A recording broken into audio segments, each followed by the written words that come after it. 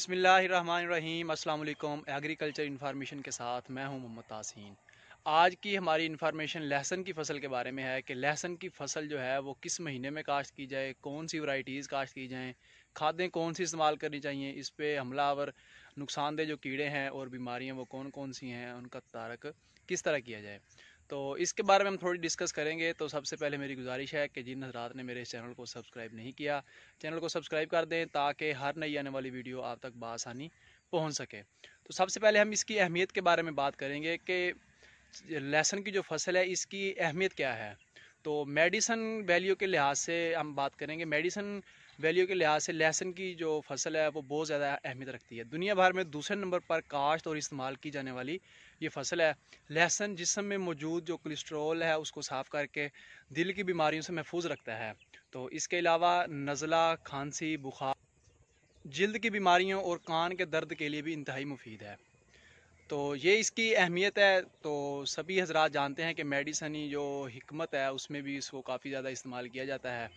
तो इसके अलावा जो है इसकी वक्त काश्त के बारे में बात करेंगे। लहसुन की जो काश्त है वो माह सितंबर के आखिर और अक्टूबर के दरमियान में काश्त किया जाता है। तो इसमें खादें कौन कौन सी इस्तेमाल होती हैं और किस वक्त इस्तेमाल करनी चाहिए। डीएपी और पोटाश वाली जो खादें हैं, फास्फोरस और पोटाश वाली जो खादें हैं, वो ज़मीन की तैयारी के वक्त कोशिश करें कि इस्तेमाल की जानी चाहिए, जिसमें 2 बोरी डीएपी और 1 बोरी जो एसओपी है वो ज़मीन की तैयारी के वक्त फ़ी एकड़ के हिसाब से इस्तेमाल करें।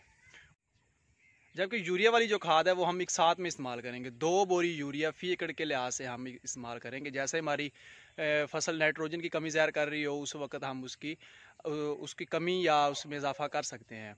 तो इसमें इकसाम के बारे में हम बात करेंगे। पाकिस्तान में जो है हर सूबे में आम तौर पर इलाकों की निस्बत से मुख्तलिफ इकसाम काश्त की जाती हैं।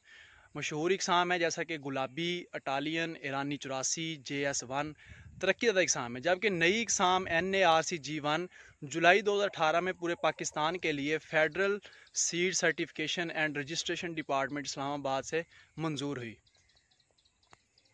जैसा कि सभी फार्मर्स आज जानते हैं कि आजकल NARC G1 जो गार्लिक है उसकी जो है वो बहुत ज़्यादा लोग इसकी काश्त कर रहे हैं। उसकी जो पैदावार है वो बहुत ज़्यादा आ रही है। तो कोशिश करें कि NARC G1 जो है वो भी आप काश्त कर सकते हैं। ये पूरे पाकिस्तान के किसी भी इलाके में इसे काश्त किया जाता है। तो इस पर नुकसानदेह कीड़े कौन से हमलावर होते हैं। नुकसानदेह कीड़े इस पर थ्रिप्स का हमलावर बहुत ज़्यादा होता है। तो इसलिए इसके तदारक के लिए क्लोरोफिनापायर जो है वो हम इसका स्प्रे करके इसे कंट्रोल कर सकते हैं। तो इसके बाद हम बात करेंगे कि इसके ऊपर बीमारियाँ कौन सी आती हैं। तो लहसुन की जो फसल है उस पर अर्गवानी झुलसाओं का हमला होता है। अर्गवानी झुलसाओं का हमला है जिससे पत्तों पर सफ़ेद छोटे छोटे धब्बों की सूरत जो है वो नमूदार होती है और जल्द ही भूरी रंगत अख्तियार कर लेती है। शदीद हमला की सूरत में जो इसकी पोथियाँ हैं वो मुतासर होती हैं। इसके तदारत के लिए अच्छी कंपनी का जो है जहर वो रेडोमिल गोल्ड है। रेडोमिल गोल्ड का स्प्रे कर सकते हैं। तो मुझे उम्मीद है कि मेरी आज की ये इन्फॉर्मेशन फार्मर्स रात को ज़रूर पसंद आई होगी। अगर पसंद आई हो तो इसको लाइक एंड शेयर ज़रूर कीजिएगा। आइंदा एक नई वीडियो के साथ हाज़िर होंगे। तब तक के लिए अल्लाह हाफिज़।